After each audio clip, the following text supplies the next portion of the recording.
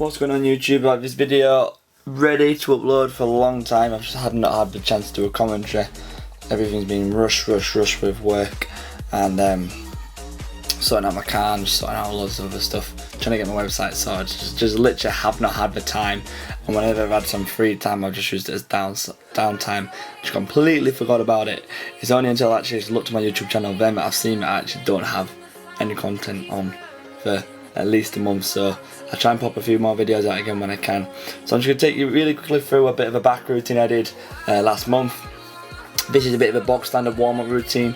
I'll always do a little bit of foam rolling first to my lats and my upper trap, just because generally I am a little bit tighter in my area.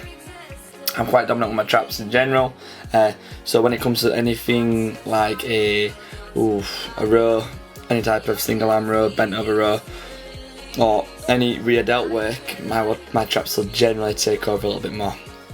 So do a little bit of foam rolling, get my lats involved, get my traps involved. After that then I do a few lower back exercises.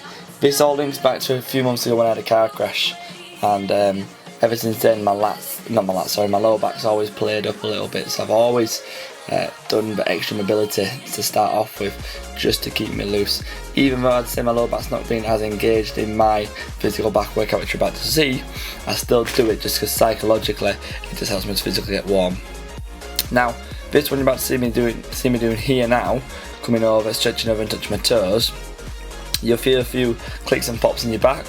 Generally you feel them with all of them, but this one you'll feel it the most because your spine's really compressing in on itself. Nice cat stretching to relax everything off, and again stretching back, make sure you're pushing your chest down towards the floor, sticking your bum in the air, and again back into that cat stretch, sorry not cat stretch, seal stretch, then the cat stretch, and then sad cat, happy cat, again that flexion of the spine, especially towards the top, really driving my palms down into the floor to get that extra curvature towards the top of the back, and again just stretching out those traps. From here I then generally do a few push-ups, a few pull-ups, a little bit of rotator cuff work, but then we went straight into the pull down because my camera, as you can probably tell from the quality, it ran out on me. So first start off with some close grip lat pull down, hands nice and close, again keeping the elbows in nice and tight. A few different angles here because again it wasn't the best. My phone only had like 500 megabytes a day. I don't even know where it's all gone, but I managed to clear it up a little bit. So start off with close grip pull down, did anywhere from 8 to 12 reps, hands nice and close. Generally do 4 working sets on most of the exercises I do.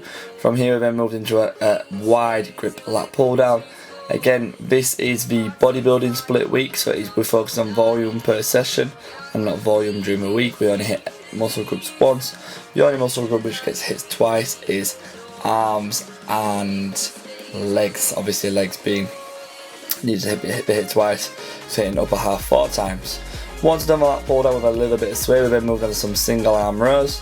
Didn't go any heavier than 3 plates. I might have potentially done 4, but like I say, it was a while back now since looking over this video. Keeping my form strict.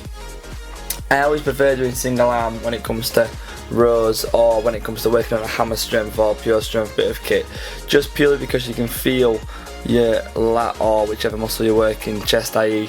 working a little bit harder, and you can actually feel the connection a lot more. Not just that as well then, especially when it comes to pulling motions, you can increase the weight a little bit more and get a little bit on there, so you just generally tend to push yourself a little bit harder. I still do both at the same time, but I personally just prefer single arm one at once. Now one of my all-time favourite exercises at the moment is T-bar rows. Why? I have no clue. We've started putting the 10 plates on instead of the 20s. You cannot get as much weight on there, but the way the weight's loaded, it feels a lot heavier than what it actually is. I believe it's 5, maybe 6 plates on there. I started off with 4 plates on, and just every set slowly built my way up, and again really repping out, getting that big stretch in there. Here with a single arm rows, I started off quite high up, my chest quite up towards the air, feet staying together, hands being pulled into the side with a dumbbell flared out.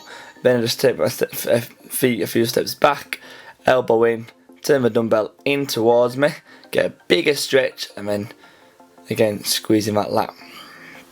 Same as last, turn the dumbbell out to the side. Again, this is going to focus on the upper back a little bit more than the lower lat, and then as the dumbbells then turned in towards you, brushing past your side tighter than the first few reps, that's where you're going to get that lower lat isolation and you're going to really feel it working. Again, everything I'm doing here is generally 3 to 4 sets. Again, you can choose your rep range, but you want to be pushing it to a generally heavy weight, and again, rep range anywhere from 8 to 12 reps is what I would generally suggest, but it depends on what you are physically lifting, because if you're lifted a 6 rep mat weight, how you expect to pull out 6 to 10 reps? You can only do 6, simple.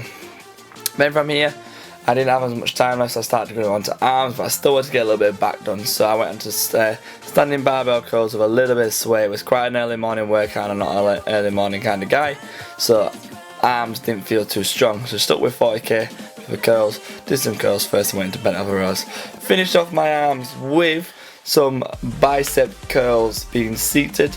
I'll generally tend to do individual arm, as I've said, with the hammer strength gear, but for some reason I went for both arms at the same time. It must have been because it was an early morning, must have felt too good. Once I've done my both arms at the same time, I have a normal curl, and I went into hammer curls both at the same time. And again, generally I tend to do these the other way around. I do hammer curls both at the same time and single curls, but I thought I'd just mix it up. Thanks again for watching, guys, and I'll catch you on the next one. I will try and get as much content as I can out in the next few weeks. Peace.